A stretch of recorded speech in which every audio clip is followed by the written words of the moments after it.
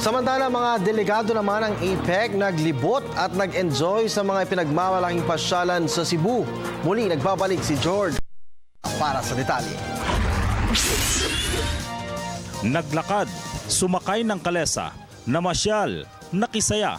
Ang mga delegado ng APEC, ito munang inatupag sa Cebu. Kasama namin yung mga delegado ng APEC. Ito, sumakay kami ng kalesa ngayon.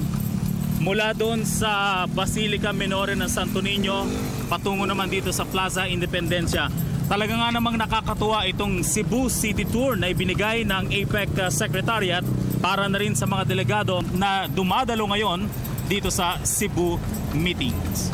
Mula sa Plaza Sugbu, Magellan's Cross, Basilica Minore de Santo Niño hanggang sa Fort San Pedro, talagang naaliw ang mga delegado. Mula sa mga pagpapakuha ng pictures sa mga nagsisiganap at sa mga magagandang bahagi ng mga tourist destination.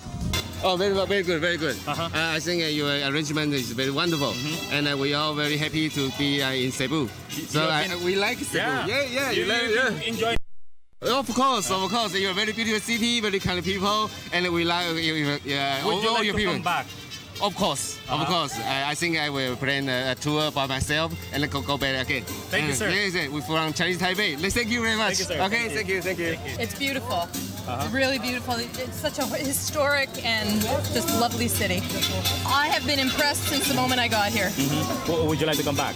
Absolutely. Okay, thank you. Absolutely. It's beautiful. Ito kasi ang ilan sa objective ng Asia-Pacific Economic Cooperation, ang mai-promote ang mga magagandang tourist destination sa Pilipinas at mahikayat na bumalik ang mga ito.